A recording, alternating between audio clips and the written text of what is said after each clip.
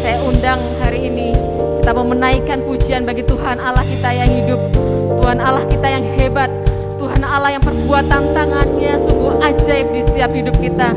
Terima kasih Tuhan.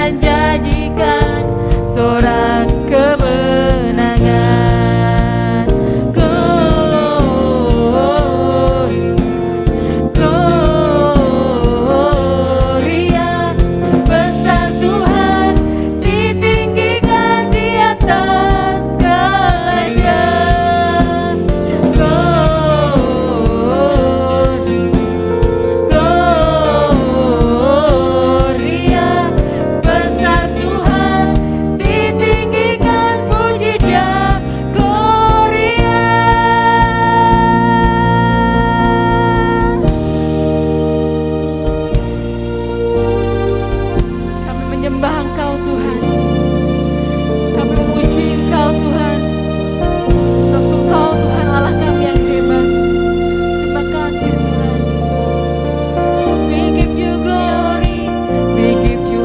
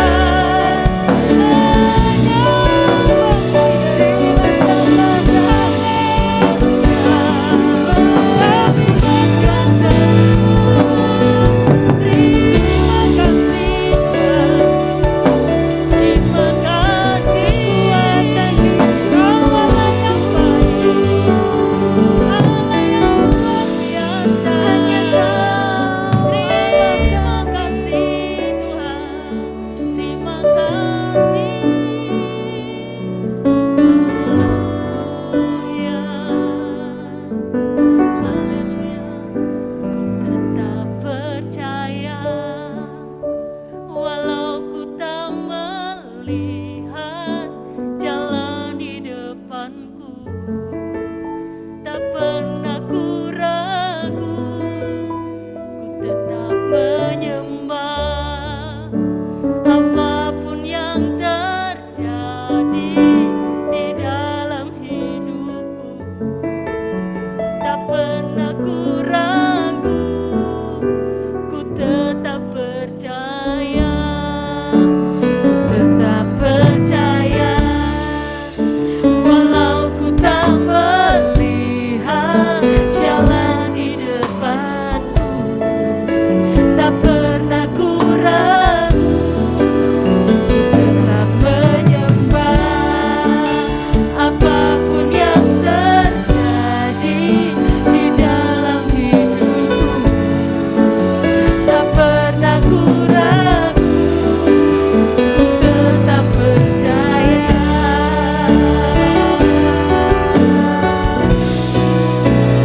Tetap percaya, walau ku tak melihat jalan di depanku. Tak pernah ku ragu, tetap menyembah. Apapun yang terjadi di dalam hidupku, tak pernah ku ragu, ku tetap percaya. Tak pernah ku ragu, ku tetap percaya. Tak pernah ku ragu, ku tetap percaya.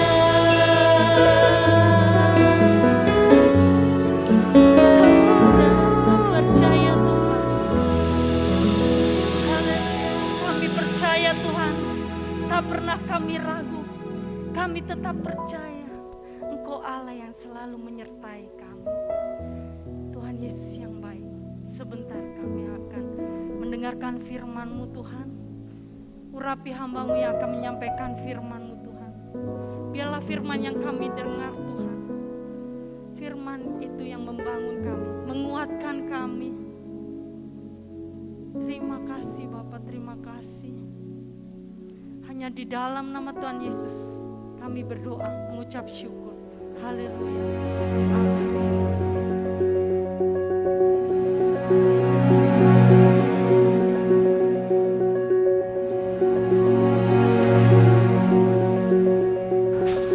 Shalom Bapak Ibu, kiranya sukacita surga mengalir bagi kita semua dan keluarga. Selamat beribadah pada hari ini. Kiranya Tuhan Yesus memberikan pengertian bagi kita semua mengenai firman Tuhan. Kiranya Tuhan yang membuka hati dan pikiran kita untuk menerima firman Tuhan. Bapak Ibu Saudara yang kasih, kita adalah seorang manusia yang butuh interaksi dengan sesama kita. Kita butuh hubungan dengan orang lain.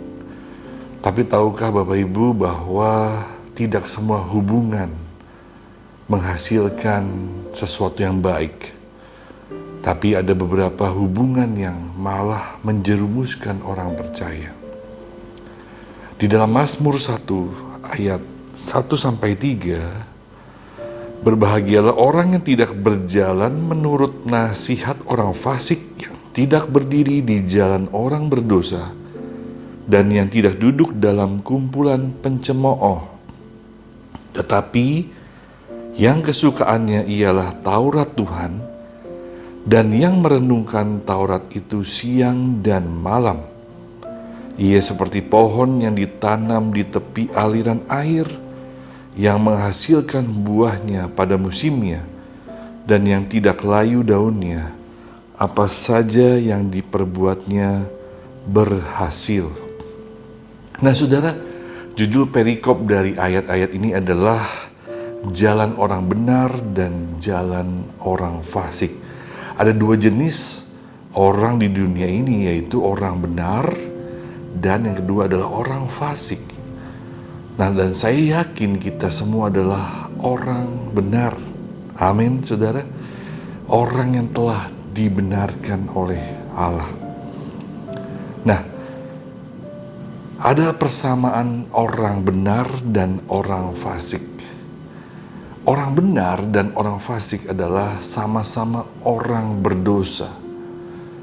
Karena di dalam Roma dikatakan, jadi sama seperti oleh ketidaktaatan satu orang, semua orang telah menjadi orang berdosa.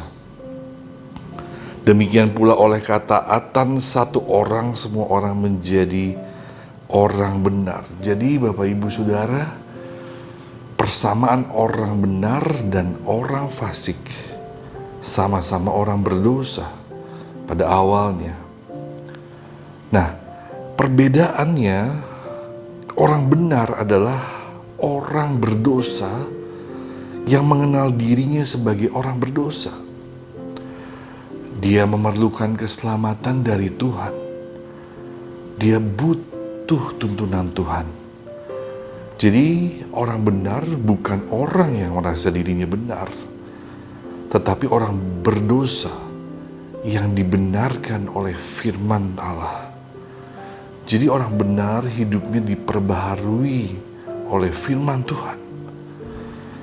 Tetapi orang fasik adalah orang yang merasa dirinya benar. Bahkan dia tidak suka ditegur oleh firman Tuhan, Bapak Ibu. Dia tidak mengindahkan perintah Tuhan.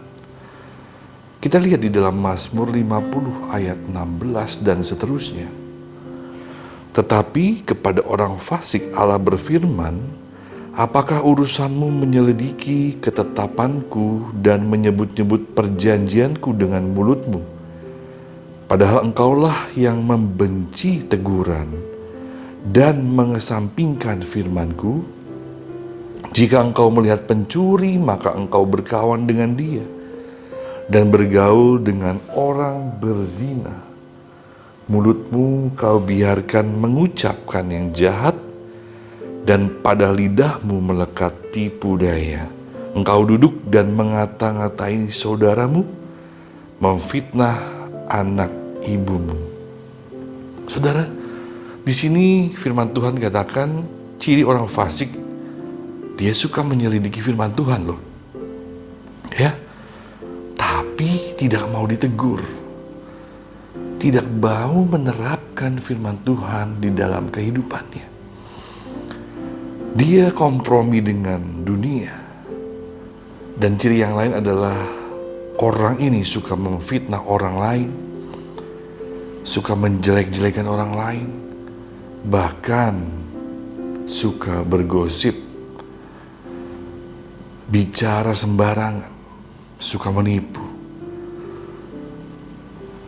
Dalam kitab Ayub pun dikatakan orang fasik hatinya menyimpan kemarahan.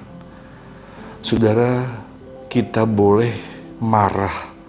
Itu adalah suatu emosi yang wajar, tetapi menyimpan kemarahan itu yang gak boleh, Bapak Ibu Saudara sekalian. Karena menyimpan kemarahan akan menimbulkan suatu dendam. Dendam ini akan menimbulkan kebencian, dan kebencian itu akan menimbulkan akar pahit dalam diri seseorang. Oleh karena itu, orang fasik adalah orang yang menyimpan kemarahan.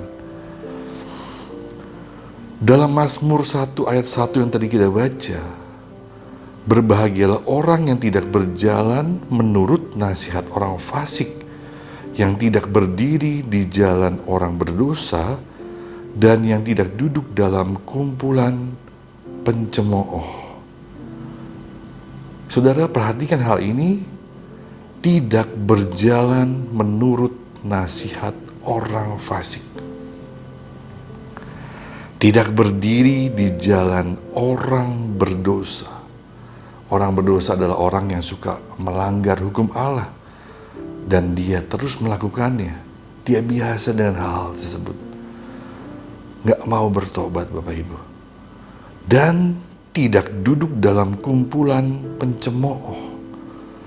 Pencemooh adalah orang yang suka mengejek, suka menghina sesamanya.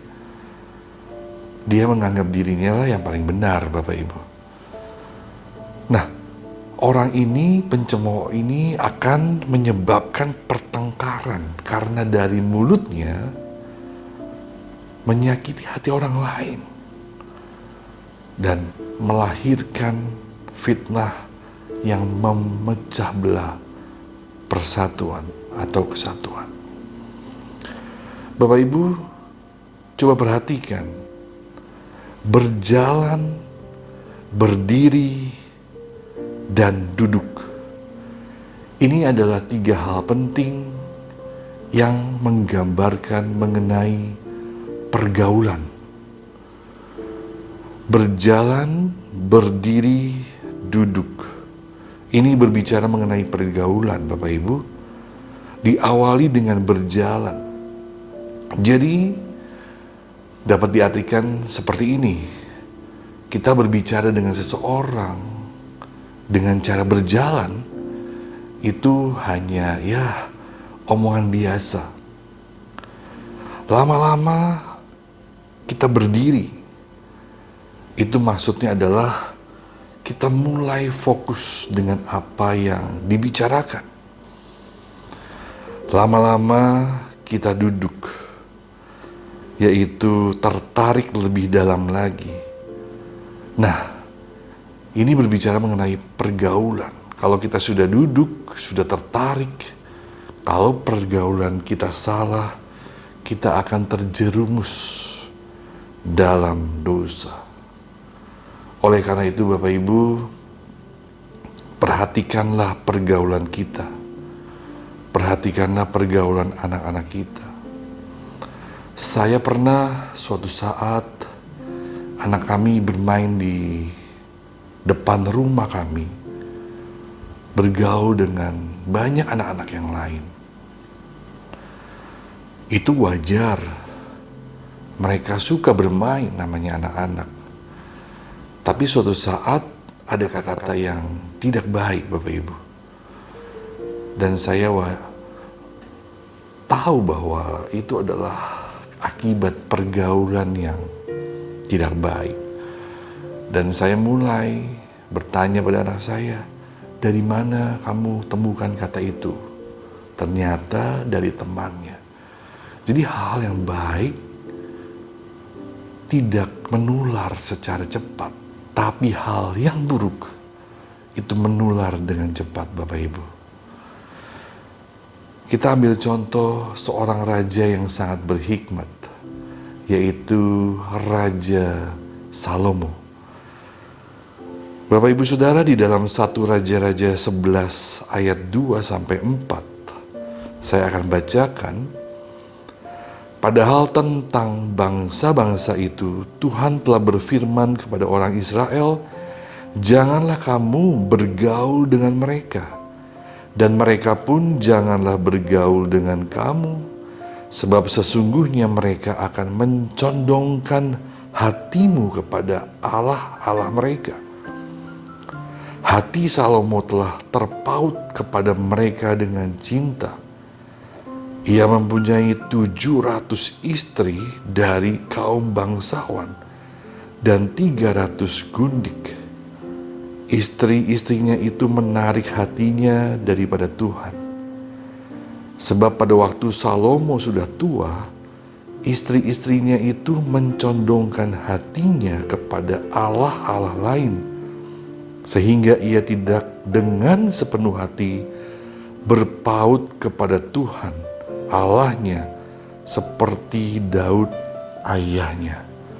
Nah, saudara, kita lihat di sini seorang raja yang sangat berhikmat, Salomo, salah dalam pergaulan. Bisa terjadi loh. Apalagi kita, bukan raja, bukan orang berhikmat. Sangat dapat mudah sekali kita salah dalam pergaulan kita. Oleh karena itu, Bapak Ibu Saudara, telitilah pergaulan kita. Salomo pun akhirnya mencondongkan hatinya kepada Allah-Allah lain. Pada waktu dia tua, dia tidak sepenuh hati berpaut pada Tuhan. Coba bisa bayangkan Bapak Ibu, karena pergaulan yang salah membawa seorang raja yang penuh hikmat, akhirnya bisa dengan tidak sepenuh hati berpaut kepada Tuhan. Saya teringat dengan seorang teman saya waktu sekolah dasar Bapak Ibu. Dia teman baik saya salah satunya. Anak yang baik, anak yang rajin. Saya cukup akrab dengan dia. Tapi pada saat kami kuliah, sudah jarang bertemu karena berbeda universitas Bapak Ibu. Dan saya tidak lagi bergaul dengan teman saya itu, hanya sekali-sekali saja. Nah, tahukah Bapak Ibu, pada saat kami bertemu kembali, dia cerita bahwa dia harus jual rumahnya. Dia harus jual mobilnya. Itu semua warisan dari ayahnya untuk bayar hutang judi. Sangat disayangkan karena teman saya itu memiliki pergaulan yang salah dalam hidupnya. Bapak Ibu, 1 Korintus 15 ayat 33 dikatakan, janganlah kamu sesat, pergaulan yang buruk merusakkan kebiasaan yang baik. Bapak Ibu, di dalam ayat ini dikatakan jika kita salah dalam pergaulan, yang pertama, membawa kepada kesesatan. Ayat ini awalnya dengan kalimat janganlah kamu sesat. Jadi kita yang sudah dikuduskan, dibenarkan oleh firman Tuhan, kita harus waspada dan menjaga diri kita supaya kita tidak terjerumus ke dalam kesesatan. Kemudian Bapak Ibu, jika kita salah dalam pergaulan, ini dapat merusak kebiasaan yang baik. Kita lihat contohnya Salomo adalah seorang raja yang sangat berhikmat, tapi dia jatuh ke dalam penyembahan berhala karena dia terlibat dalam pergaulan yang buruk. Di ayat-ayat awal tadi kita melihat bahwa Allah sudah memperingatkan dia untuk tidak bergaul dengan mereka. Tetapi Salomo tidak mengindahkan firman Tuhan. Maka itu dia terjerumus. Bapak Ibu, kebiasaan-kebiasaan baik itu sangat sulit kita lakukan.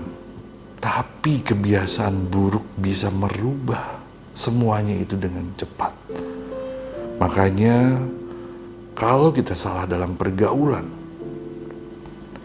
hidup kita dapat dirusak oleh kebiasaan yang buruk.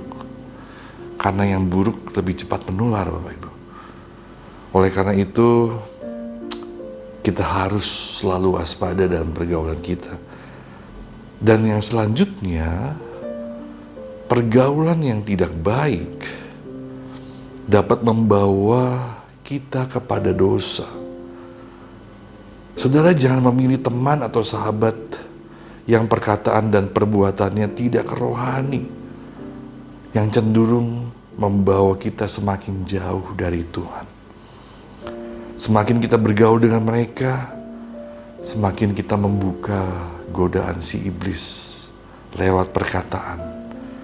Hati-hati Bapak Ibu, kita akan semakin akrab dengan dosa dan dapat dipastikan dalam waktu singkat kita akan terjerumus di dalamnya. Salah satu hal yang saya syukuri saat pandemi adalah berkurangnya orang-orang yang nongkrong ngobrol-ngobrol Bapak Ibu. Karena tidak semua obrolan itu sehat. Tetapi bersyukur kita lebih banyak di rumah untuk melakukan hal-hal yang lebih prioritas, yaitu hubungan kita dengan Allah kita. Saudara, Bagaimana rahasia orang benar itu? Kata kuncinya ada pada ayat 2. Tetapi yang kesukaannya ialah Taurat Tuhan, dan yang merenungkan Taurat itu siang dan malam. Bapak Ibu Saudara, ada beberapa motivasi orang membaca dan merenungkan firman Tuhan. Yang pertama, dia mencari kesalahan dari firman itu. Ya, mencari kesalahan. Banyak orang yang melakukan hal itu. Yang kedua, agar dia dianggap hebat, pintar dalam firman. Tetapi yang ketiga, rindu menjadi pelaku firman. Di posisi yang manakah kita, Bapak Ibu Saudara?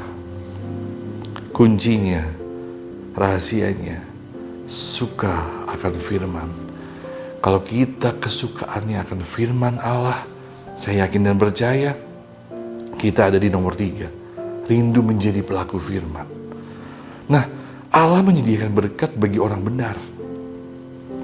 Yang pertama adalah berbahagia. Berbahagia itu tidak ditentukan oleh kekayaan, tetapi berbahagia itu ditentukan dari hati kita. Orang yang berbahagia itu hidup takut akan Tuhan. Orang yang berbahagia dapat menikmati berkat Tuhan, walaupun sekecil apapun. Tidak perlu mewah, tapi banyak berkat yang dia syukuri. Itu berbahagia. Bapak Ibu Saudara, tahukah negara yang paling berbahagia di dunia? Finland atau Finlandia.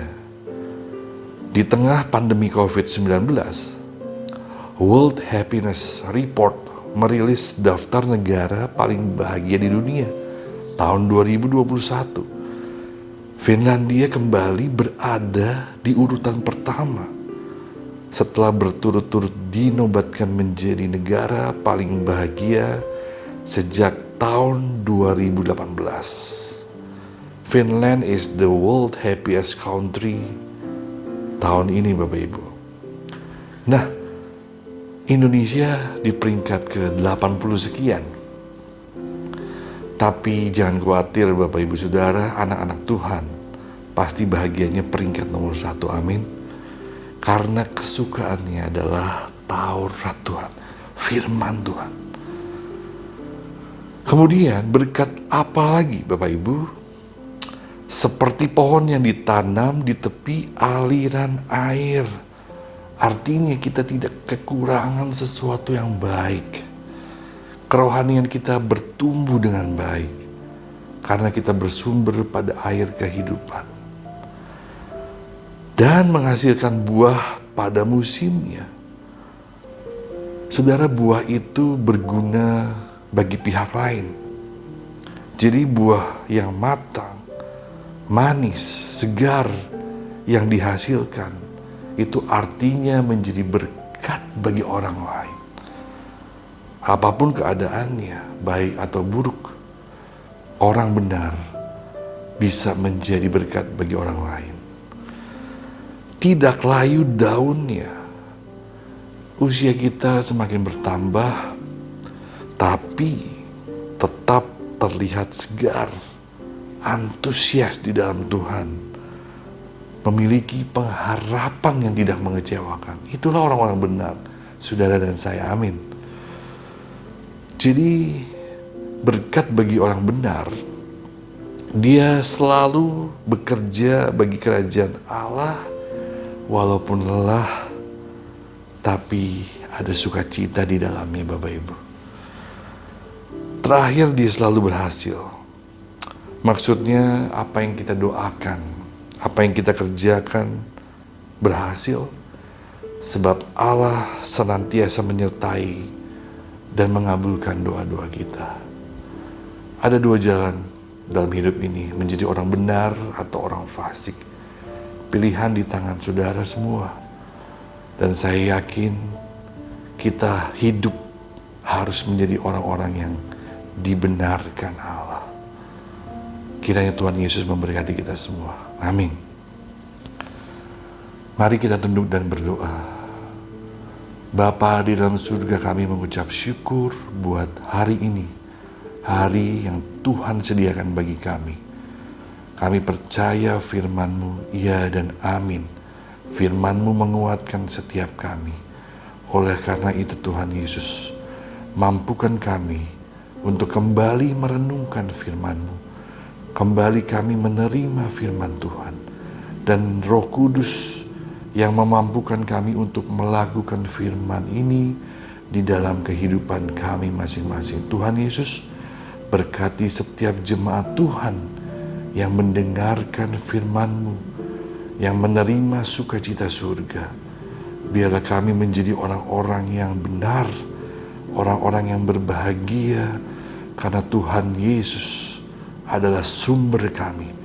Tuhan berkati kami semua yang telah mendengarkan firman-Mu, dan biarlah kami boleh menjadi berkat dimanapun kami berada. Dalam nama Tuhan Yesus, kami sudah berdoa. Haleluya. Amin. Tuhan Yesus memberkati saudara semua.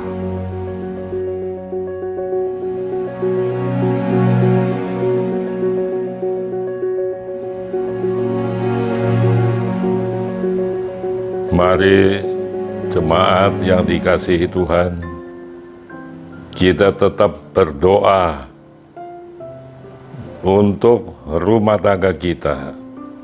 Kita berdoa, suami istri saling doa mendoakan, orang tua dan anak saling doa mendoakan, dan kita juga mendoakan bangsa kita Indonesia. Mari kita berdoa bersama-sama. Ya Tuhan, Allah yang Maha Kuasa, Tuhan langit dan bumi, di dalam nama Yesus Kristus, Juru Selamat yang hidup, kami berdoa, tanamkan firman-Mu yang telah disampaikan oleh hamba Allah, supaya kami semua tetap setia dan berpegang teguh kepada firman Tuhan. Berkati rumah tangga anak-anak-Mu semuanya. Berkati hubungan suami istri, kerukunan keluarga, supaya tercapai dalam rumah tangga kami. Ya Bapa, Engkau berkati anak-anak-Mu semua di tengah-tengah pandemi, di tengah-tengah krisis ini. Tuhan hadir sebagai juru selamat kami yang hidup, yang tidak pernah meninggalkan kami semuanya. Haleluya. Mereka yang sakit Tuhan jamah dan sembuhkan mereka. Mereka yang krisis Tuhan berkati mereka dengan ajaib. Terima kasih ya Bapa. Sekarang jemaat yang dikasihi Tuhan, terimalah berkat Allah yang kudus, kasih karunia Allah Bapa di dalam Yesus Kristus, dan persekutuan Roh Kudus menyertai saudara semua dari saat ini sampai Maranatha, Tuhan Yesus datang. Sama-sama katakan amin.